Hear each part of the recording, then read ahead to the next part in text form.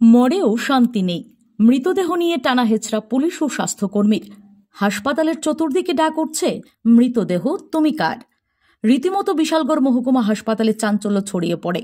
জানা যায়, শনিবার বিশালগড় থানার অন্তর্গত চাম্পামুড়া এলাকার কনকপ্রভা পাল নামে এক বৃদ্ধ মহিলা হঠাৎ অসুস্থ হয়ে পড়ায় ওনার পরিবারের লোকজন তড়িঘড়ি ওই মহিলাকে বিশালগড় মহকুমা হাসপাতালে নিয়ে আসে।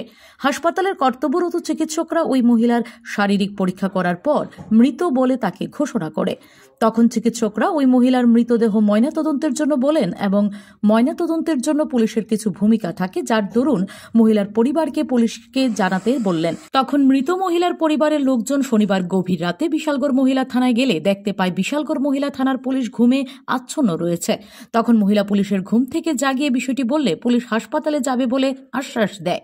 তখন ওই মহিলার পরিবারের লোকজন পুনরায় হাসপাতালে ছুটে আসে আর পুলিশ আসার অপেক্ষা করতে থাকে, কিন্তু মহিলা থানার পুলিশ আর হাসপাতালে আসেনি, যার ফলে পুলিশের অপেক্ষা করতে করতে মহিলার পরিবারের লোকজন পুলিশের জন্য দীর্ঘ অপেক্ষা করে মৃতদেহ সৎকারের করতে বাড়িতে চলে যায়।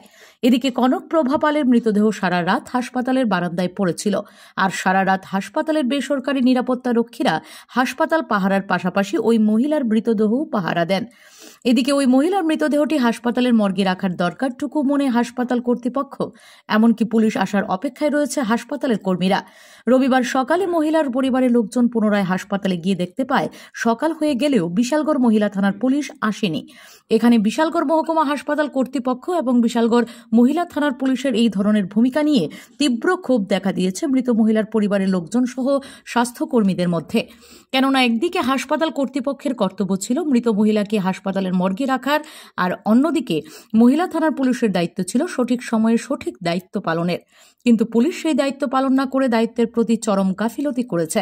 তাই হাসপাতাল কর্তৃপক্ষ এবং পুলিশের গাফিলতির শিকার হয়েছে মহিলার মৃতদেহ।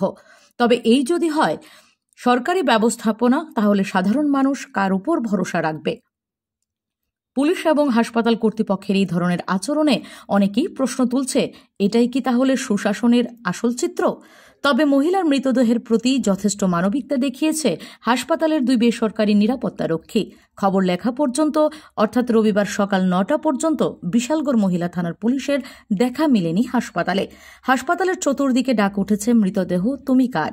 পুলিশের অপেক্ষায় স্বাস্থ্যকর্মী আর স্বাস্থ্যকর্মীর অপেক্ষায় মৃতের পরিবার। উভয়ের টানা হেচড়ায় দীর্ঘ সারা রাত হাসপাতালের বারান্দায় মৃতদেহ।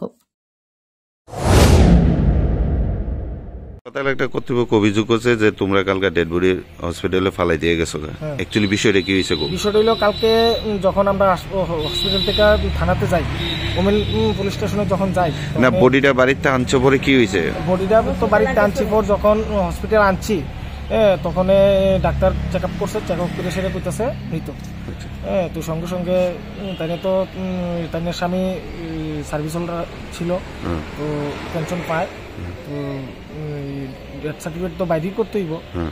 তো এই ডেথ সার্টিফিকেট বাইর করতে গেলে ডাক্তার কইছে পোস্টমর্টম করতে হইব, পোস্টমর্টম না করে তো দিত না। তো সঙ্গে সঙ্গে গেলাম থানাতে। কোন থানাতে?